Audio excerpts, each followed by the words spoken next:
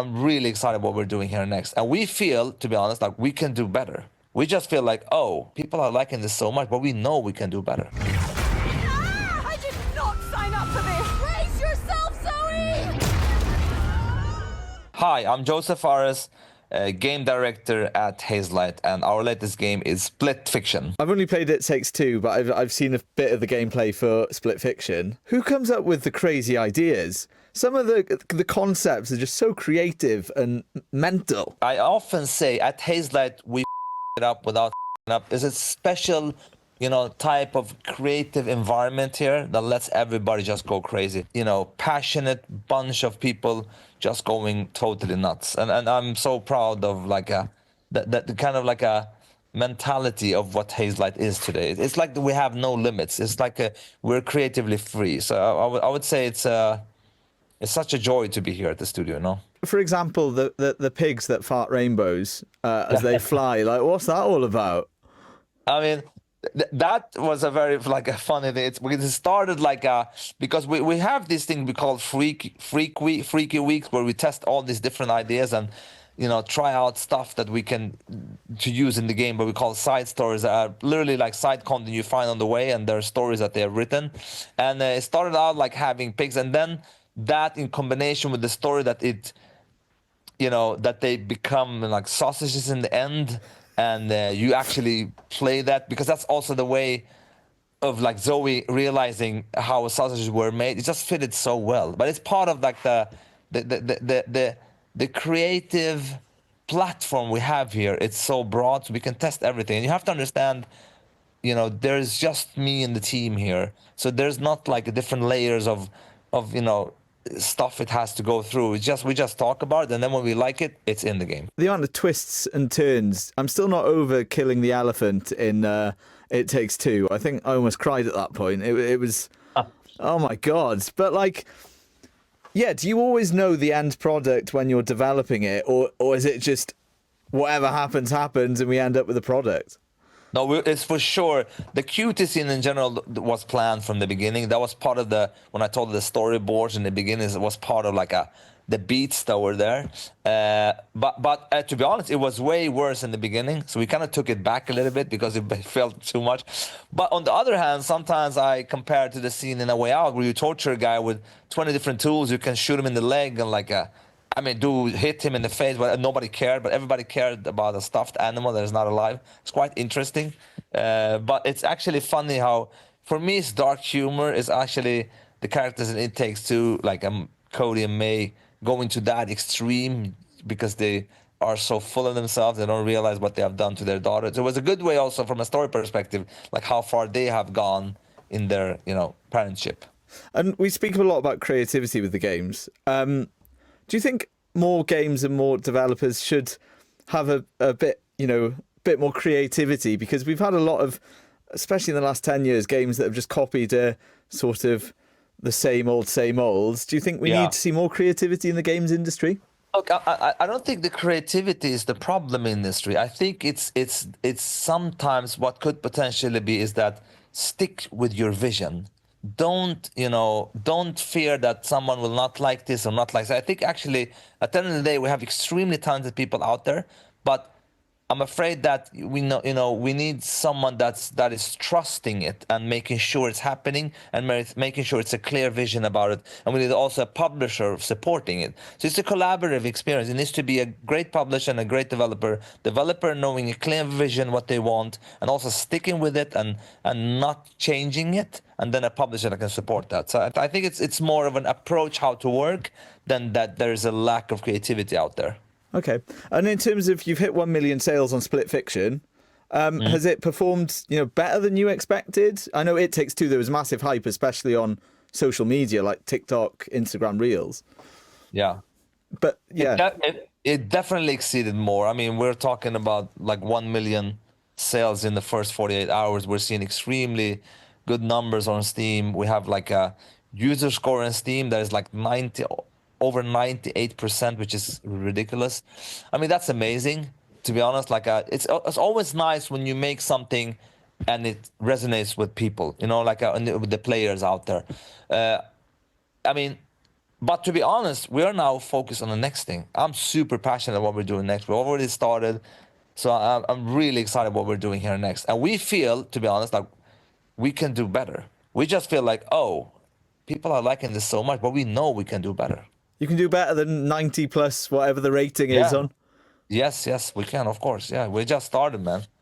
Can you give us a hint about what's to come? I mean, I can't because it's way too early. But what I can say is that we have started. And why do you think the game has resonated so much? You know, I was on the street here in Birmingham talking to people, and they were like, you know, you don't have many co-op games like this where you just get together with your pals on the sofa and you just play with them. Do you think that's why it's done so well? Part of it, yes. I think there's a lot of things. I have to be clear. What Hazelight is doing, you know, some people are saying, oh, they're bringing back couch co-op. In a sense, we are, but in a sense, we have created our own things. But because the old couch co-op was single-player games that you could play in couch. They were never designed and written from the beginning as couch co-op. So I think the reason why our games are very popular is because they are literally designed and written to be co-op only, which means we're focusing on that specific thing totally, which means that we can take everything to the next level because we're sticking to the vision, what we believe in. So what I said before, even like in the first Way Out, there were talks like, shouldn't we have an AI control character? Should we have single player? But no, stick with the vision, go with it. And I think if you really love what you do, people will love it as well. And that's, I think, one of the reasons, because people are feeling the passion and what we're doing here. I think that's one of the key things, actually. And also, it's a very a unique game. It feels fresh to play. It feels different. The variety, the pacing, everything feels just nice. Is there a lot of pressure on you with the next product to become even more innovative?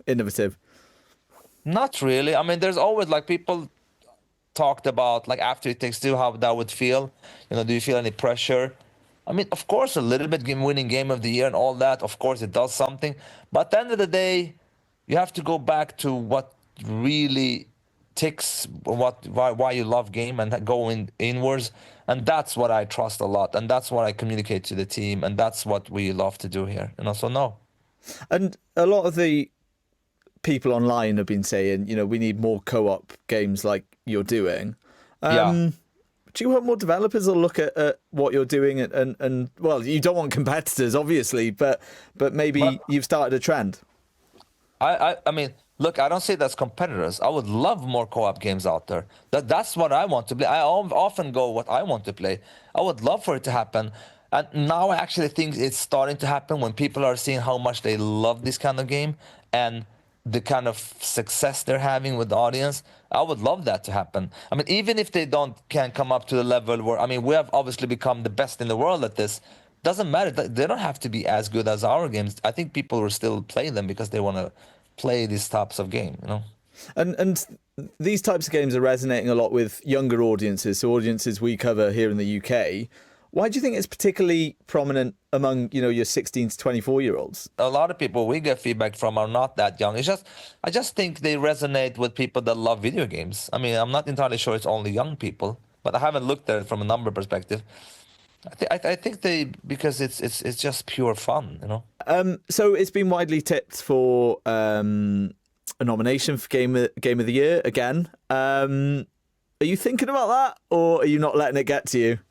I mean, look, obviously there's been a lot of talk about Game of the Year contender. And look, it's always nice. It's always nice to get the recognition. And we'd be nice if we were nominated. But to be honest, if GTA comes out, it's going to be a tough one to win. And I'm not expecting us to win again. If we would, that would be absolutely amazing, obviously. But it's nothing that, again, comes in my head or my way. It would be super nice, but who knows?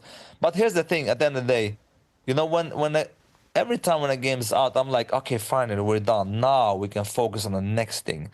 I love so much the process of making games, so I'm already on the next one in my head. So for me, it's like, I mean, everything else that happens now is a bonus. And a lot of people sort of go on social media about your games. Do you take into account what people are saying online or making funny TikToks or anything like that? I mean, sometimes I say I don't do internet, you know. I mean, I look a little bit, but not a lot. But I guess, I mean, you're talking about something negative. The only thing I've heard is positive stuff, or is it something specific you're No, thinking no, of? it wasn't anything negative. It's just funny, Okay, yeah. funny memes come I mean, out of it and stuff. That's awesome. The more people are engaging, the better. I mean, the worst case scenario, and I mean, that must be horrifying when a developer does a game and nobody cares, which is sadly quite common. I mean, imagine working on something for 3-4 years and it comes out and nobody is playing it or is caring about it or is talking about it. That's quite devastating. I mean, I know some of colleagues have had that, and it's not fun at all, actually. So, I mean, compare that. It's amazing that we're getting this kind of reception. The redundancies that are happening, in your sector, it's in the news almost every week now. Yeah. No, it's very sad. It's very sad, obviously, and but I just hope that these things are happening, and something good will come out of it. Hopefully it's gonna balance itself out. Like you say, in the COVID, maybe people put in more money than it might. That was possible to get it back, and I think the effect is happening now. Hopefully it's going to balance out and everything is going to be in a good place. I mean, I hope so, but who knows what's happened. But the key thing is that we get great games, I would say. But I mean, yeah, we hear a lot of, but I'm still optimistic. I still think that it will balance out and become better soon, I hope. It must be quite hard, like when there's constant news lines coming out week in, week out. I'm optimistic because we are seeing examples of Split that, when you put out games that resonate, people buy them and people are happy. And here's the thing. I think there needs to be, like I said, the collaboration between the public, because I think a lot of people that are putting down are the publishers being afraid there's too much money involved. Publishers need to step up and really trust the developer, but also developers, I think, need to have sometimes a clearer vision and stick with what they believe in. So when you combine those two, I think we can get great products, because people still want to play great games out there. And when you say trust, what do you mean in that sense? Where does it break down? Yeah, so it's like if a developer has a vision of a game they truly believe in, a publisher shouldn't have an account like, okay, what will this sell? How much more money will we make? What does this mean? Will we take our money back? Instead of okay, what is actually trusting if it's a unique, what we're doing, co-op only was the worst thing ever in the beginning, because all the marketing said that's not going to work. But EA still said, okay, you can go with it. So that's a good example of sure, it's a new thing. Let's go. Let's see what it is, But, it wasn't the highest budget. So kind of like a meeting in the middle. So maybe this publisher says, okay, we can do your thing, but maybe lower the budget. And the developer could be like, okay, we'll do that. So we meet in the middle. So that's a good example of how it could. So was it hard to get commissioned at the start when people were telling you, no, that's not what we need at the moment? Well, I am a different breed. I am always this will happen. I have when I come into a room, I never pitch in my mind. I'm like, this is gonna happen, and it will happen. So, but I don't expect everybody to be, talking and behaving like me. But I'm just so sure what I do. Even when we did Brothers, people came to me and said this will not work. They give me some, pre-reviews that were super bad, but I'm like, they're wrong, because I know it's great. I know it's great, But that's me with my extreme confidence what we do. I love it. I wish I had your confidence, man. Yeah, you have it. But you just don't know about it. You're an inspirational speaker as well. Yeah. But it's already there, my man. Let's just connect with it and it's there. Well, It Takes Two was about marriage counselling, essentially, the crux of it, which was hilarious. Yeah. Have you ever heard of people falling out over the game? Because, when you play in a heated situation, some people not making the jumps and stuff like that. Have you heard anything bad from that? Yeah, for sure. When we did some testing quite late in It Takes Two, we saw some couples coming in, and we could sense whoa, these couples actually need to work on their communication, because you could sense oh, they're really getting upset because, the game is designed for you to actually be able to communicate, to finish it. So in a way, It Takes Two and Split for that matter, it's a really good way to test your relationship. Is your communication on par, with each other? So I think it's a good way to test your relationship, for sure. But it's brilliant all right, chatting. Take care, man. And have a good one, all right? Bye.